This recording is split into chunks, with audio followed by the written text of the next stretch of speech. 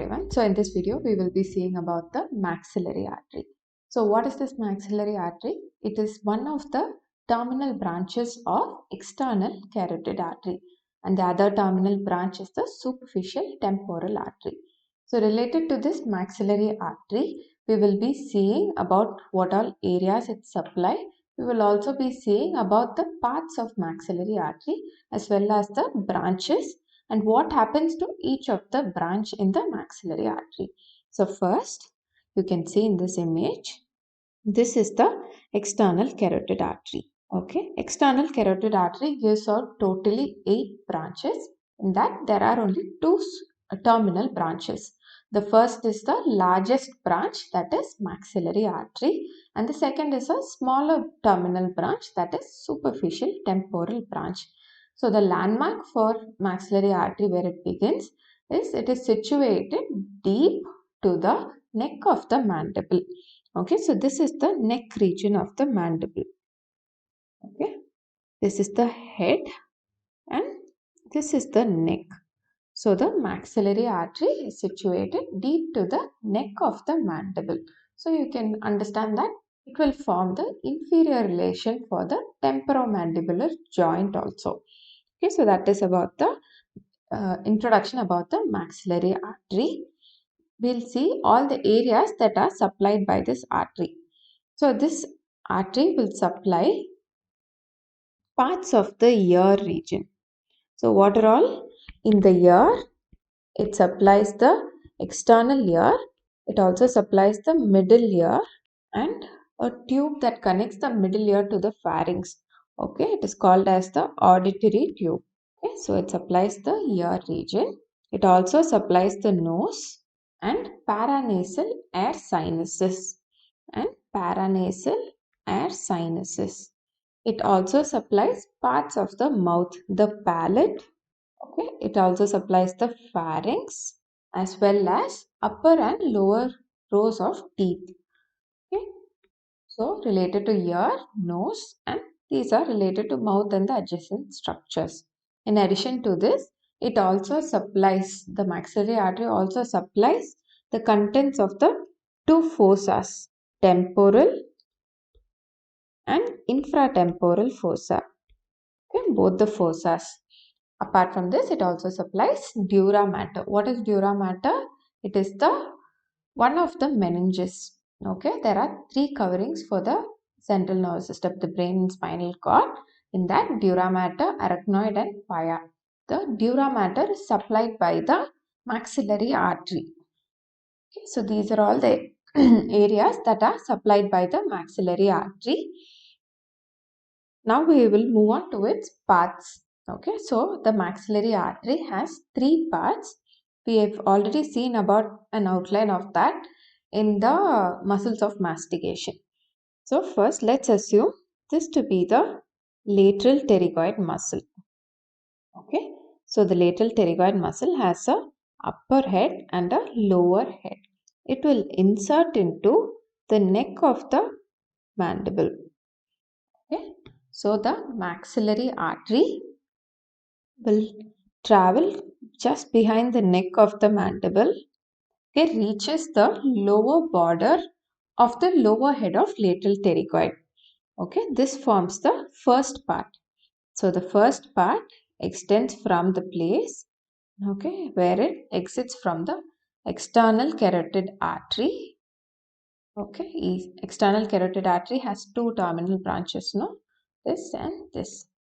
Okay, so the place where it exits from the external carotid artery till where it reaches the lower border of the lower head of lateral pterygoid muscle. So what is this lateral pterygoid? It is one of the muscles of mastication. So this is the first part. This part is related to the neck of the mandible, no? So it is also called as the mandibular part of the maxillary artery. The second part is related to the only the lower head of lateral pterygoid. So this is the upper border of the lower head, right? So the second part will ascend upwards superficial to this lower head. Okay, so that is the second part of maxillary artery since it is related to pterygoid muscle, the lower head of the lateral pterygoid muscle. It is also called as pterygoid part. The second part of maxillary artery is called as the pterygoid part. It ascends upwards starting from the lower border of the lower head till the upper border of the lower head. Okay, now what happens to this artery? It will pass in the gap between the two heads to enter into another fossa. That fossa is called as pterygopalatine fossa. So from here, okay, it will go into a deeper plane to enter into another fossa. Okay, that fossa is called as pterygopalatine fossa. The doorway to that fossa, no, entry point, that is called as pterygomaxillary fissure. So what happens? The maxillary artery from external carotid artery till the lower border of lateral pterygoid is the first part. The superficial part of lateral pterygoid is related to the second part of maxillary artery, and the third part, after going in the gap between the two heads of lateral pterygoid, will enter the pterygomaxillary fissure to enter into a fossa called as the pterygopalatine fossa. So the content of pterygopalatine fossa is only the third part of maxillary artery, whereas the first and the second part are contents of infratemporal fossa. So this is about the three parts of maxillary artery. The first part is called as mandibular part, the second part is called as pterygoid part, and the third part is called as the pterygopalatine part. Now let's take a look at all the branches that are emerging from the artery. This is just a very simplified image. So in the first part you can see, okay, so this is the first part, right? From where it comes out of the external carotid artery till the lower border. In the first part, there are how many branches? There are 5 branches. All the branches go up except for the last one, the fifth one. Here you can remember these branches as D, A, M, A and I. D here stands for deep auricular, A is for anterior tympanic, M is middle meningeal artery. So whenever middle meningeal artery is mentioned, you have to remember that it is encircled by auriculotemporal nerve. Okay, deep auricular, anterior tympanic, middle meningeal, A is accessory middle meningeal. All these 4 are going upwards or behind. The only branch that goes down is the inferior alveolar. Alveolar represents the teeth region. Okay, we saw alveolar process in maxilla and mandible. No? So this is inferior alveolar artery. This will accompany the inferior alveolar nerve. Okay, inferior alveolar nerve is a branch of mandibular nerve. Okay, so these are all the 5 branches that is coming out of the first division. Okay, so this is a very closer view, and you can see the first division being here, first part of maxillary artery. So this artery will go, that is called as the deep auricular artery. The second artery present here is called as the anterior tympanic artery. Third and fourth will ascend through the lower border of lateral pterygoid. It goes deep to the lateral pterygoid, that is middle meningeal and accessory middle meningeal. And the last one that goes down is the inferior alveolar artery. Okay, so these are all related to the first part of maxillary artery. So the first part of maxillary artery is sandwiched between two structures. Anteriorly, there is part of a bone, that is the neck of the mandible, and posteriorly we have a ligament called as the sphenomandibular ligament. Now above this first part of maxillary artery, there is a nerve running. That nerve is also related to this neck of the mandible, that nerve is called as the auriculotemporal nerve. Okay, so this artery is situated below the auriculotemporal nerve. And after being behind or posterior to the neck of the mandible, it is also related to the inferior border of the lower head of lateral pterygoid muscle. So this is about the relations of the first part. So we can see here, this nerve here is the auriculotemporal nerve. Okay, and it is situated deep to this part of the bone that is called as the neck of the mandible, and it is situated superficial to a ligament, the sphenomandibular ligament, which is present here. Okay, so that is the sphenomandibular ligament. Also, it is related to the lower border of lateral pterygoid muscle. And then, apart from knowing the names of all the branches, we should also know where each of the branches will go into, which foramen or which canal it goes into. So these are the branches starting from here: the deep auricular, anterior tympanic, middle meningeal, accessory middle meningeal, and inferior alveolar. We can see that all the branches are going in a superior direction except for the last one, that is the inferior alveolar branch. Now, regarding the branches, the deep auricular will enter into the external acoustic meatus. The second branch that we saw was anterior tympanic, that enters into a fissure called as the petrotympanic fissure. The third and fourth branch, that is middle meningeal and accessory middle meningeal artery, will enter into the foramen spinosum and foramen ovale respectively. Now both of these foramens we saw in the middle cranial fossa. And the last branch, the inferior alveolar, will enter into the mandibular foramen, which is situated in the mandible.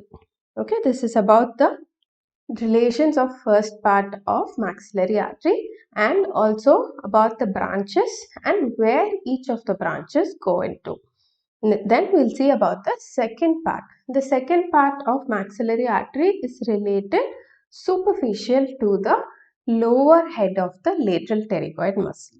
Now, what are the branches? So, most of the branches in this second part will supply the muscles of mastication.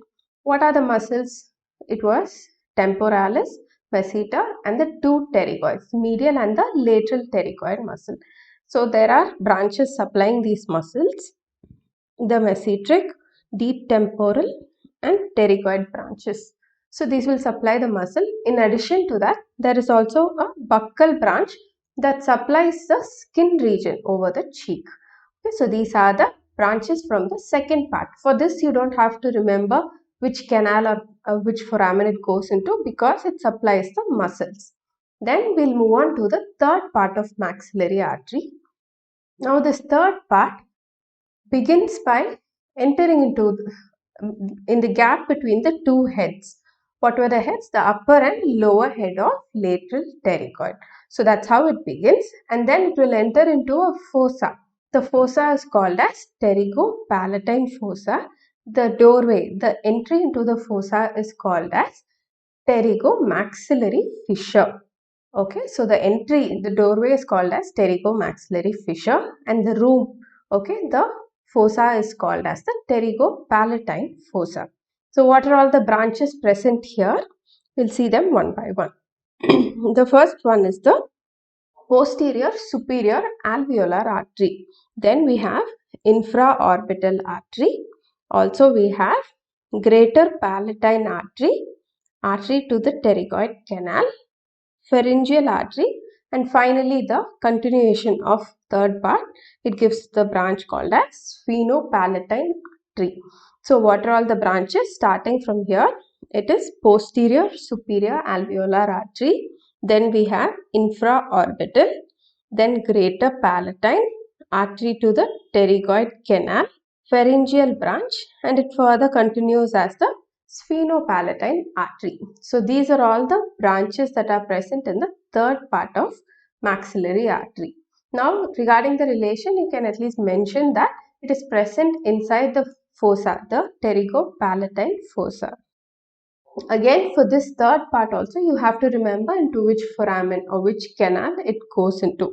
So the first branch, the posterior superior alveolar artery, goes into alveolar canals.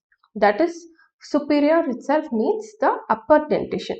Upper dentition is related to the maxilla bone. Okay, so alveolar canals in the alveolar process of maxilla.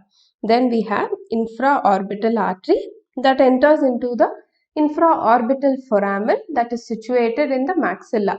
We'll see, above the orbit there was a supraorbital foramen, and below we have the infraorbital foramen. So this infraorbital foramen will have the branch called as the infraorbital artery. Then we have greater palatine artery that enters into a named canal as greater palatine canal. Then we have artery to pterygoid canal that enters into the pterygoid canal. We can tell it by the name itself. And the sphenopalatine artery will enter into the sphenopalatine foramen, and the pharyngeal branch enters into something called as the palatovaginal canal. Okay, so this is about where each of the branches from the third part of maxillary artery enters. So we'll just review.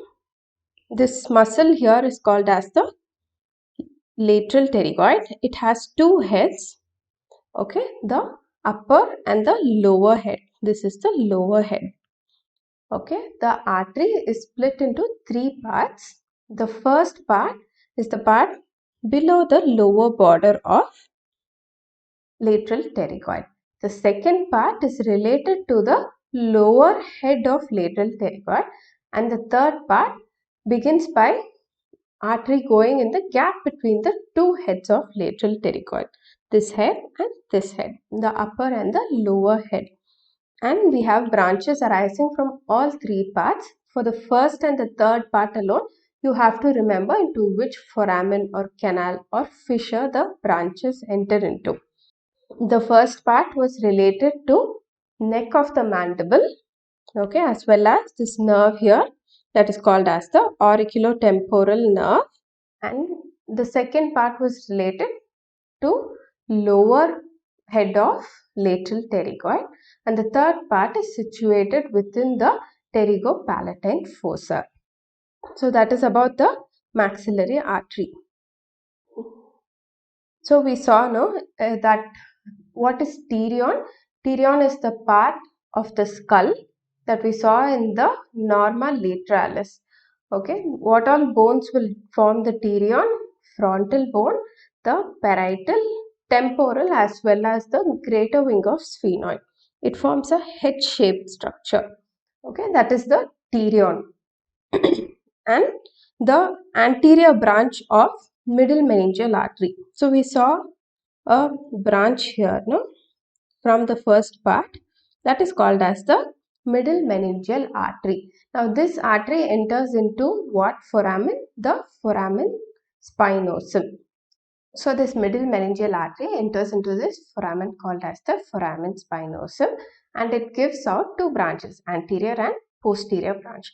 The anterior branch of this artery is related to the head-shaped structure present in the skull called as the pterion. Okay, so if there is a fracture in the pterion region, it will injure the middle meningeal vessels. So that is the first clinical anatomy related to maxillary artery.